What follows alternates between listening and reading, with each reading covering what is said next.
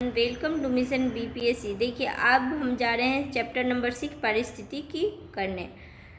पारिस्थितिकी क्या है? तो जीव विज्ञान की उस शाखा को जिसके अंतर्गत जीवधारियों और उसके वातावरण के पारस्परिक संबंधों का अध्ययन करते हैं उसे क्या कहते हैं? पारस्परिक। मतलब जीवधारी और वातावरण में जो संबंध है यदि हम उसकी स्टडी कर रहे हैं दैट इज पारिस्थितिकी।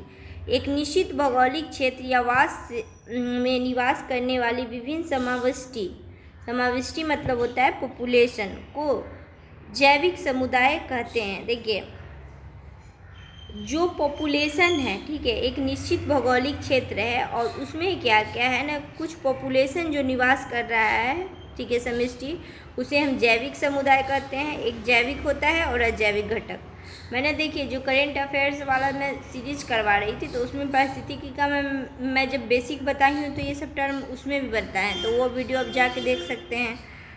रचना एवं कार्य की दृष्टि से विभिन्न जीवों और वातावरण की मिलीजुली इकाई को पारिस्थितिकी तंत्र कहते हैं। सर्वाधिक स्थायी पारिस्थितिक तंत्र महासागर है, ठीक है। सर्वाधिक जो स्थायी पारिस्थितिक तंत्र है वो महासागर है। ये भी प्रश्न पूछा जाता है।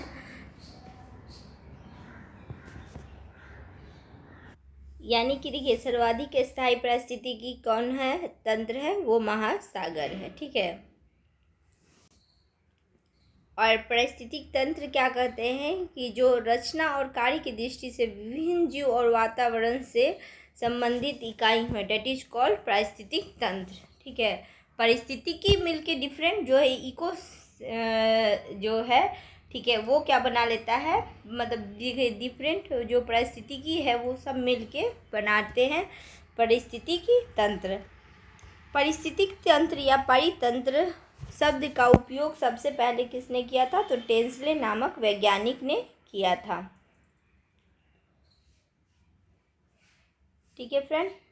देखिए आप कहते हैं ना पारिस्थितिक तंत्र में तत्वों के चक्रण को भू रासायनिक चक्र कहते हैं, ठीक है। पारिस्थितिक तंत्र में जो तत्वों के चक्रण है उसको क्या कहते हैं? भू रासायनिक चक्र कहते हैं। देखिए जैसे ऑक्सीजन है, कार्बन डाइऑक्साइड, ये सब चक्र हम पढ़ेंगे इसमें कि देखिए कहते हैं ना कि energy neither be created not be destroyed but it can be change in one form to another form only, ठीक है। तो इसी तरह से क्या होता है ना, चक्र होता है, जैसे कि जल चक्र पढ़ेंगे, कार्बन डाइऑक्साइड चक्र होता है। तो पारिस्थितिक तंत्र में चक्रों के चक्रण को क्या कहते हैं? भू रासायनिक चक्र। देखिए संरचना की दृष्टि से पारिस्थितिक तंत्र के दो घटक हैं, जैविक घटक और अजैविक घटक। यहाँ भी बताया है जैविक घटक क्या है और अजैविक घटक क्या है। देखिए जैविक घटक क्या किसे कहते हैं कि इसे जैविक घटक को हम पहले 3 भाग में विभक्त करते हैं, एक उत्पादक, उपभोक्ता और अपघटक, ठीक है। तो उत्पादक क्या है? वे घटक जो अपना भोजन स्वयं बना लेते हैं, जैसे हरे पौधे हैं तो प्रकाश संश्लेषण द्वारा अपना भोजन बना देते हैं, तो ये क्या है कि ये जैविक घटक है।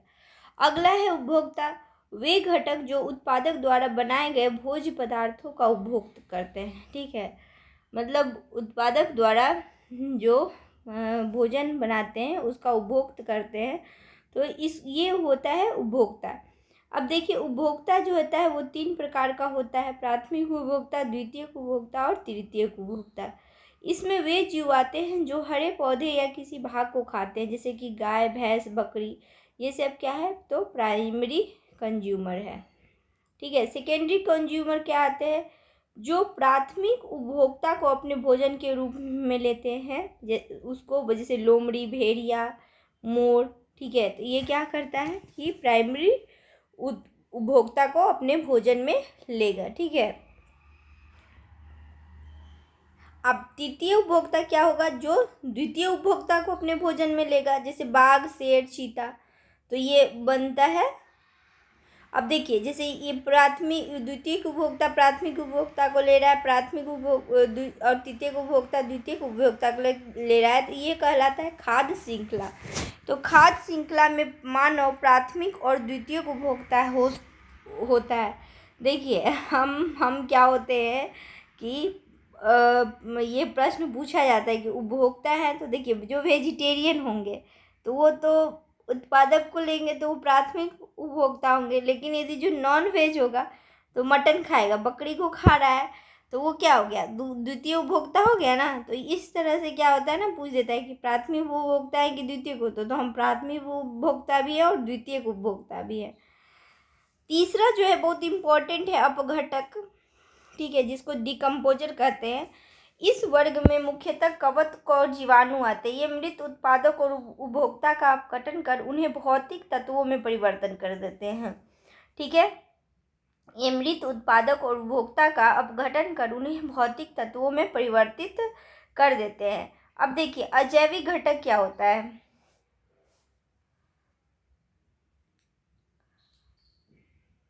इस वर्ग में मुख्यतः कवक और जीवाणु आते हैं। ये मृत उत्पादक एवं उपभोक्ता का अपघटन कर भौतिक तत्वों में अपघटित कर देते हैं। जैसे कि अब देखिए मान लीजिए कोई जीव मर गया तो कवक और जीवाणु ये सब है, उसको क्या करेगा, उसका अपघटन करेगा। अब उसमें जब अपघटन करेगा तो उसका ऑक्सीजन, नाइट्रोजन, कार्बन सब अपने अपने जगह पे विलीन हो जाएगा, ठीक है। मिट्टी में विलीन हो जाता है, ऑक्सीजन हवा में चला जाएगा, नाइट्रोजन हवा में चला जाएगा, ठीक है। तो इस तरह से क्या होता है ना, तो अपघटक का बहुत इंपॉर्टेंट रोल होता है। दूसरा है जो हम पढ़ेंगे, जैविक अपघटक तो पढ़ लिए, अब पढ़ेंगे अजैविक घटक। अजैविक घटक क्या होता है ना कि इसमें होता है कार्बनिक पदार्थ, अकार्बनिक पदार्थ और जलवायु कारक। देखिए जल, प्रकाश, ताप, वायु, आर्द्रता, मृदा और खनिज तत्व, ठीक है, ये सब क्या है, अजैविक घटक है। एक मनुष्य के जीवन में पूर्ण रूप से धारणीय करने के लिए आवश्यक न्यूनतम भूमि को पारिस्थितिकी पदछाप कहते हैं। देखिए इकोलॉजिकल फुटप्रिंट ये पूछा जाता है। जैसे कि एक मनुष्य, मतलब मान लीजिए सिंगल मैन की बात करें तो जीवन को पूर्ण रूप से धारणीय करने के लिए जितना न्यूनतम भूमि लेता है, ठीक है। न्यूनतम भूमि मतलब अब देखिए जैसे वो रहने के लिए ले रहा है, फिर जितना खा रहा है तो उसका जो उत्पादन हो रहा है ना, मान लीजिए वो 1 kg खाना खाता है तो 1 kg को उगाने में जितना भूमि की ज़रूरत होती है, ठीक है। तो आवश्यक न्यूनतम भूमि को, उसको जितना न्यूनतम आवश्यकता और न्यूनतम भूमि को क्या कहते हैं, इकोलॉजिकल फुटप्रिंट। तो ये याद रखिएगा। सर्वाधिक जैव विविधता उष्णकटिबंधीय वर्षा वनों में पाई जाती है, ठीक है, ये भी याद रखना है। जैव विविधता कहाँ पाया जाता है, देखिए स्थायी पारिस्थितिक तंत्र की बात करें तो वो हमारा समुद्र है, ठीक है। लेकिन जैव विविधता डिफरेंट होता है तो वो होता है, देखिए जैव विविधता भिन्न मतलब क्या होता है कि एक खास क्षेत्र में है तो वहाँ पे भैंस भी है, भालू भी है, गाय भी है, हिरन भी है, डिफरेंट तरह का पेड़, मतलब उसी खास क्षेत्र में बहुत सारी प्रजाति यदि पाई जाती है तो इसको बोलते हैं जैव विविधता। तो उष्णकटिबंधीय में परिस्थितिकी विज्ञान केंद्र बेंगलोर में है, ये इंपॉर्टेंट है, ठीक है। परिस्थितिकी विज्ञान केंद्र कहाँ है, बेंगलोर। अगला है वायु प्रदूषण, एस्बेस्टोस, धूल,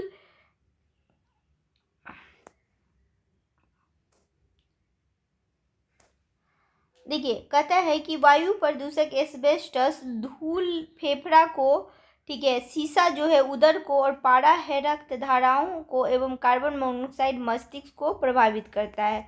जो एस्बेस्टस धूल है वो फेफड़ा को प्रभावित करता है, सीसा जो है उदर को प्रभावित करता है, पारा जो है वो रक्त धारा को, ठीक है, और कार्बन मोनोऑक्साइड मस्तिष्क को प्रभावित करता है। तो ये याद रखिएगा कि फेफड़ा को कौन, तो एस्बेस्टस, उदर को सीसा, रक्त को कौन करता है तो पारा, और कार्बन मोनोऑक्साइड मस्तिष्क को। सल्फर डाइऑक्साइड SO2, SO3 मतलब sulphur dioxide, nitrogen oxide NO वातावरणीय जल के साथ अभिक्रिया करके, ठीक है, सल्फ्यूरिक अम्ल या सल्फ्यूरस अम्ल बनाता है तथा नाइट्रिक अम्ल का निर्माण करता है। देखिए SO2 और SO3 क्या है, सल्फ्यूरिक अम्ल जल के साथ, SO2 यदि H2 के साथ अभिक्रिया करेगा तो H2SO4 बना देगा, H2SO3 बना देगा, सल्फ्यूरस ट्राइऑक्साइड। उसी तरह जो है नाइट्रिक अम्ल HNO3 है तो उसका NO2 प्लस जल जब मिलता है तो नाइट्रिक अम्ल बनाता है, और वर्षा जल के साथ ये अम्ल पृथ्वी पर आ जाते हैं और इसे क्या कहते हैं, अम्ल वर्षा कहते हैं। पूछा जाता है कि अम्ल वर्षा के लिए कार्बन डाइऑक्साइड जिम्मेदार है, तो नहीं, कार्बन डाइऑक्साइड नहीं, बल्कि SO2, SO3 और NO, ठीक है। SO3 ये इंपॉर्टेंट है फ्रेंड, इसको याद रखिएगा, SO2, SO3, NO, ठीक है, ये वो अम्ल वर्षा प्रकाश रासायनिक धुआं के लिए ब्राउन एयर का प्रयोग किया जाता है। ठीक है, प्रकाश रासायनिक धुआं के लिए किसका उपयोग किया जाता है? तो ब्राउन एयर का। अगला है वातस्फीति क्या है? यानी कि इम्फाइसेमा वायु प्रदूषण से होने वाला एक खतरनाक रोग है जो फेफड़े को प्रभावित करता है। ठीक है, क्या होता है कि देखिए अब जो है ना वो कुछ इम्पॉर्टेंट संस्थान है, ये याद रखिएगा क्योंकि ये प्रश्न इससे बनते हैं। ठीक है, तो ये केंद्रीय प्रदूषण नियंत्रण बोर्ड, ये नई दिल्ली में है। केंद्रीय चिड़ियाघर प्राधिकरण, ये भी नई दिल्ली में है। जीबी पंत हिमालय पर्यावरण और विकास संस्था अल्मोड़ा, ठीक है, अल्मोड़ा उत्तराखंड में है। और भारतीय वन अनुसंधान एवं शिक्षण परिषद, ये कहाँ है? देहरादून में है, उत्तराखंड। भारतीय वन प्रबंधन संस्थान कहाँ है? तो भोपाल में है। वन अनुवांशिकी तथा वृक्ष प्रजनन केंद्र कहाँ है? कोयम्बटूर। वन उत्पादक केंद्र कहाँ है? रांची में है। राष्ट्रीय विज्ञान औद्योगिकी संस्थान, ये फरीदाबाद में है। और भारतीय वनस्पतिक सर्वेक्षण, ये कोलकाता में है। और प्राणी विज्ञान सर्वेक्षण, भारतीय वानस्पतिक सर्वेक्षण और भारतीय प्राणी विज्ञान सर्वेक्षण, दोनों कहाँ है फ्रेंड? कोलकाता में है। तो ये याद रख लीजिएगा, ये इससे प्रश्न आते हैं। और एक यहाँ जो था इम्पोर्टेंट, पारिस्थितिकी विज्ञान केंद्र, ये कहाँ है? बेंगलुरु में। विश्व पर्यावरण दिवस 5 जून को मनाया जाता है। प्रथम पर्यावरण दिवस कब मनाया गया था? तो 1973 में मनाया गया था।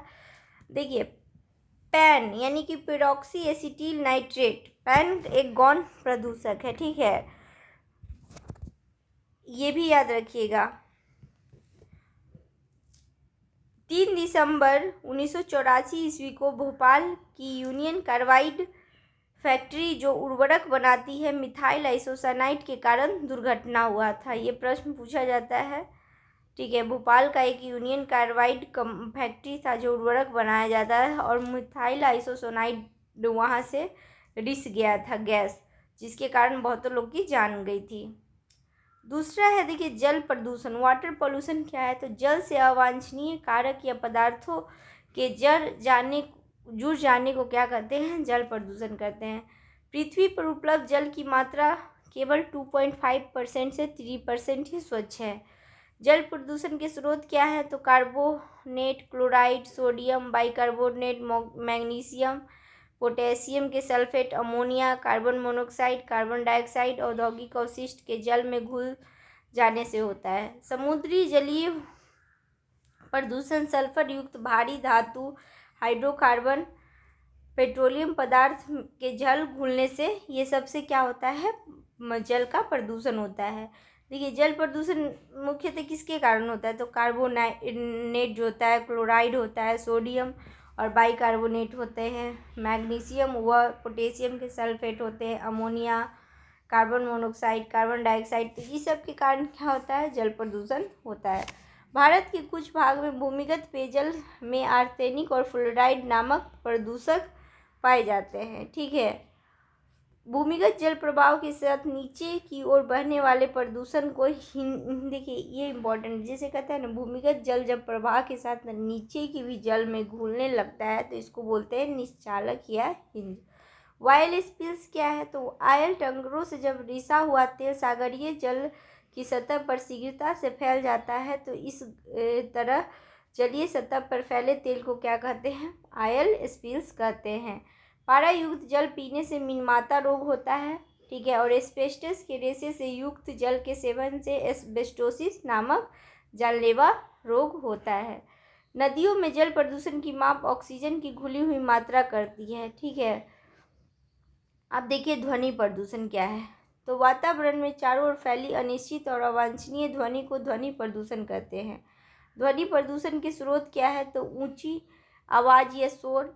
ठीक है, पाराध्वनिक जेट ओजोन परत को पतला करके प्रदूषण पैदा करता है। देखिए अगला जो है चौथा टाइप है प्रदूषण का, मृदा प्रदूषण। भूमि की विकृति रूप मृदा प्रदूषण कहलाता है। ठीक है, क्या होता है ना कि भूमि का विकृत रूप होना चाहिए उपजाऊ जिसमें फसल हो जाए, लेकिन यदि नहीं होता है फसल, उसमें नाइट्रोजन की कमी है रेगिस्तान हो गया, उसमें जो पोषक तत्व की कमी हो गई, तो डेट इज मृदा प्रदूषण। अम्लीय वर्षा, खानों से प्राप्त जल, उर्वरक, कीटनाशक, रसायन का अत्यधिक प्रयोग, कूड़ा करकट, औद्योगिक अवशिष्ट, खुले खेतों में मल विसर्जन आदि से क्या होता है, मृदा प्रदूषण होता है, और ये क्या है, मृदा प्रदूषण के स्रोत हैं। अगला है नाभिकीय प्रदूषण। यह प्रदूषण रेडियो एक्टिव किरणों से उत्पन्न होता है। रेडियो एक्टिव प्रदूषण के निम्न स्रोत हो सकते हैं, जैसे चिकित्सा में उपयोग होने वाली किरणों से प्राप्त प्रदूषण, परमाणु भट्टियों से प्रयुक्त होने वाले ईंधन से प्रयुक्त प्रदूषण, ठीक है, नाभिकीय शस्त्रों के उपयोग से प्रदूषण, परमाणु बिजली घर से निकलने वाला अवशिष्ट पदार्थों से उत्पन्न प्रदूषण, शोध कार्यों में प्रयुक्त रेडियोधर्मी पदार्थों से उत्पन्न प्रदूषण, सूर्य की पराबैंगनी किरणों से उत्पन्न प्रदूषण होता है, ठीक है। अमेरिका में 28 मार्च 1979 को 3 माइल आइलैंड रिएक्टर में भीषण घटना हुई, और रिएक्टर में होने वाले दुर्घटना का सबसे अधिक हानिकारक व भीषण दुर्घटना 26 अप्रैल 1986 ईस्वी को यूक्रेन के चेर्नोबिल स्थित एक रिएक्टर में घटी, और जिसमें एक रिएक्टर इकाई की छत गल गई। देखिए फ्रेंड, अभी तो यूक्रेन रसिया इशू चल रहा है, तो ये क्या है कि यूक्रेन वाला घटना हो सकता है कि इससे पूछ दे, तो याद रखिएगा 26 अप्रैल 1986 को, और वो हुआ था जो अपने भोपाल में हुआ था, तो 3 दिसंबर 1984 को। और इसी तरह अमेरिका में भी 28 मार्च 1979 में एक 3 माइल आइलैंड रिएक्टर भीषण घटना हुआ है। ये इम्पॉर्टेंट है, ठीक है, जो अभी यूक्रेन वाली है वो इम्पॉर्टेंट है। प्रदूषकों का दीर्घकालीन प्रभाव क्या है, तो कार्बन मोनोऑक्साइड लीवर और किडनी को क्षति पहुंचाता है। नाइट्रोजन के ऑक्साइड जो होते हैं वो कैंसर को, धूलकण जो है वो श्वसन संबंधी रोग है, ठीक है, और सीसा जो है ना केंद्रीय नर्वस सिस्टम को दुष्प्रभावित करता है। नाइट्रोजन के ऑक्साइड किसको, कैंसर को, ठीक है फ्रेंड। देखिए इस तरह हमारा जो है ना ये चैप्टर नंबर 7 कंप्लीट हो गया। अगला हम करेंगे चैप्टर 8 प्राणी विज्ञान।